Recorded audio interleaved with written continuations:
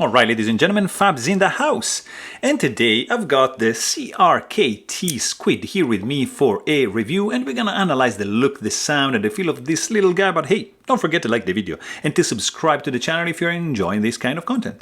So let's see what do we have here, because this is a small one, guys. The overall length of this guy is gonna be 5.7 inches with the 2.15 inch long blade and 3.5 inch long handle. And let's see how this guy compares, for example, up against the Ontario Ram number 2, and the Ontario Ram number 1 is a big boy compared to that, of course.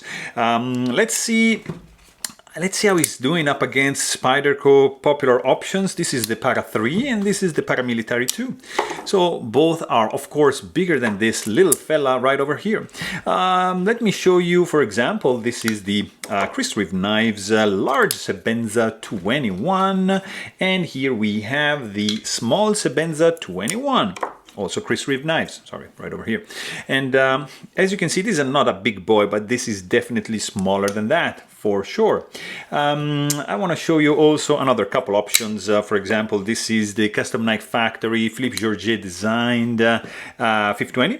And another option we have, it's the also from Custom Knife Factory, a big boy, just to give you an idea of the proportion of this little fella here. That's the also Custom Knife Factory Justice 2.0 Tashibarusha design, and here you've got a beautiful expression of EDC goodness from Shirogorov. This is the Neon Zero, and here you have the bigger brother of the Neon Zero, which is the F95R Slim.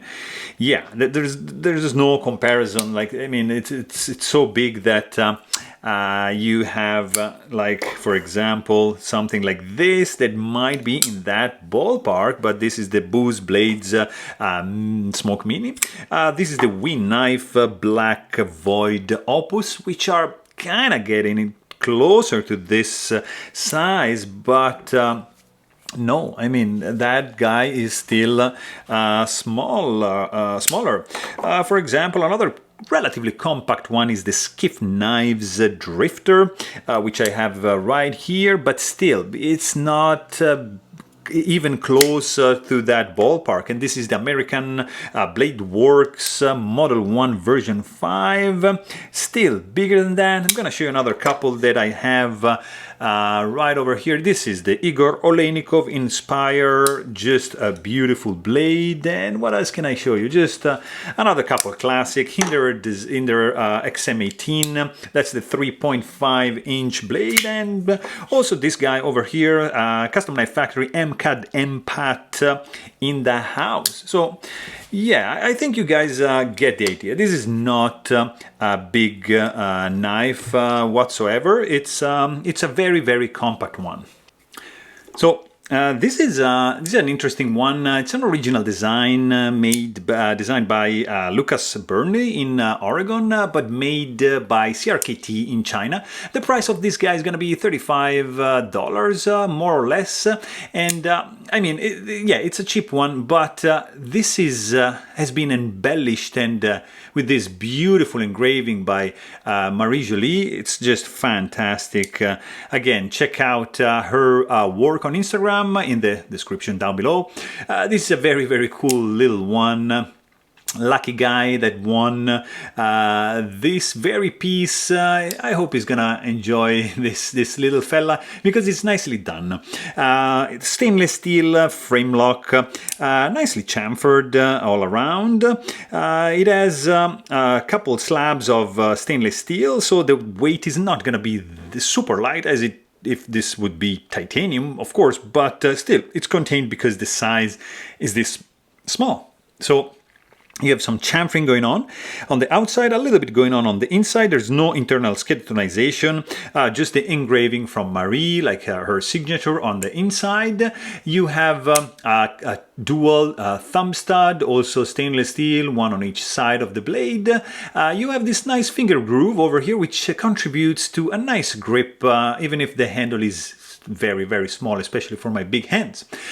You have basically only jimping going on this part of the blade, in this kind of like a thumb ramp, but it's half of it is recessed, it's buried down, as you can see, underneath the level of the handles over here, and it's not that functional, but it is. From the last, let's say, couple grooves, you can actually functionally grip to those and create some friction, so it's going to improve your grip for sure. You have a nice stainless steel backspacer, which has a lanyard hole incorporated, like over here, embedded. And it's nicely done, I have to say. It's flush. It's pretty cool for the price, especially. Of course, you have no lock face insert because it's steel on steel, so there's no reason to create any lock stick. So that's why there's no stainless steel lock face insert. So that's pretty much good to go. There is also no lock bar stabilizer, but partially there is one, let's say, created by this pocket clip, which is resting half for half of his width on the actual frame, and half is going to be meeting the lock. If you try to overextend it, you're going to have some resistance created by the lock, so you have a little bit of lock bar stabilizer, like say. You have an external cutout for the lock bar, which has been done with these 3 grooves. You have basically a very simple construction.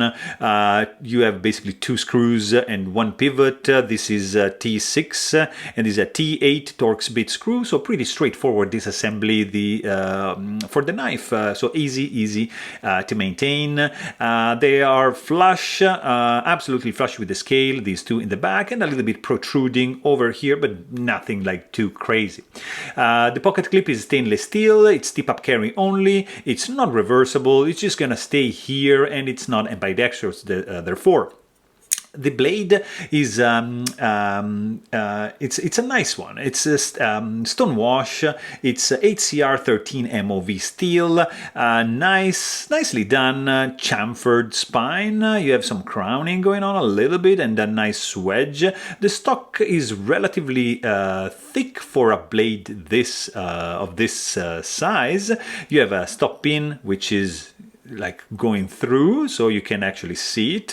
You have I would say 30% belly, and then straight edge up to the sharpening choil, flat grind. You got the CRKT logo here and the Squid Burner Design logo on the other side, with a I'm assuming a serial number kind of like going on right there. So not that sterile look, but it's pretty clean. It's not that bad.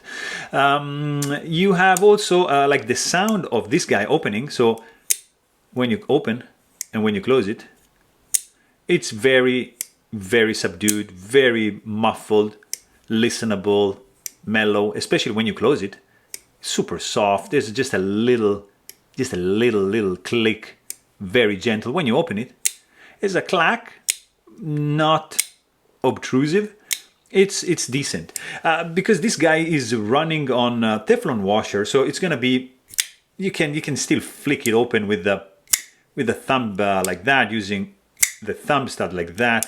I'm kind of like struggling a little bit because it's small, like to do like a spidey flick. I can't because no, I can't. So basically this is going to be the preferred method of deployment. Because of the nature of this little beast. It's like very small for my hand, so I gotta do this. The weight in the pocket of this guy is gonna be 3.5 ounces because, of course, stainless steel, it's not titanium.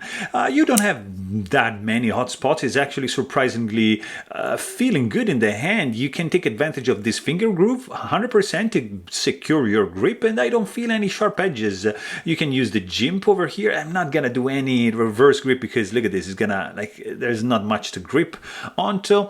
Not much like for like a choke. You can do a little bit of advanced grip just with your thumb like that to gain a little bit more purchase, but not that much. Overall, guys, this feels solid in the hand. There's no flex to it. It's nicely put together.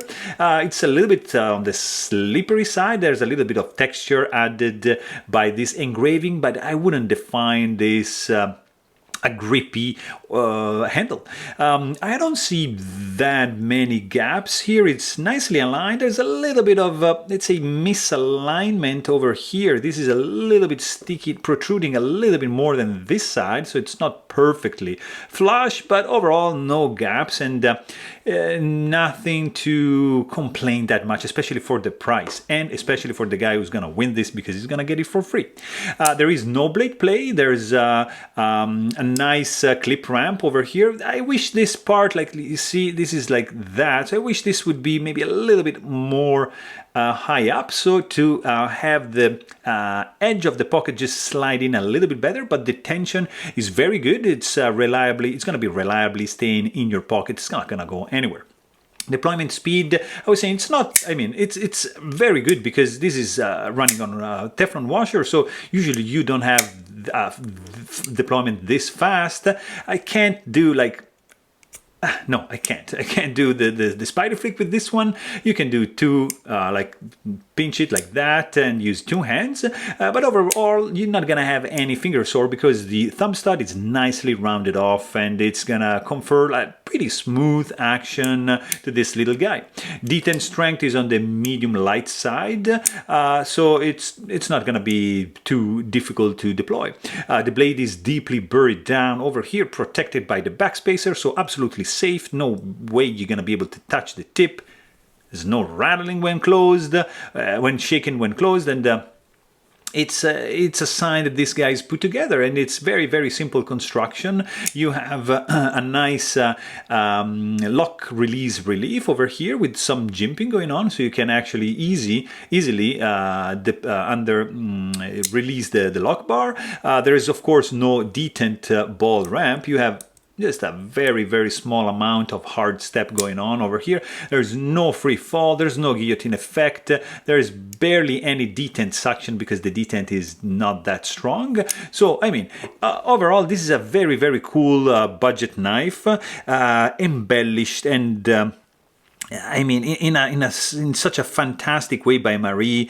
She did a great job. So she transformed, let's say, an ordinary knife in an extraordinary knife, because this is a unique piece now. It's just a beautiful expression of her art and heart, and I really love the uniqueness of this piece in this compact package. So there you have it. Hope you guys enjoyed this video. Please don't forget to subscribe, and thanks for watching.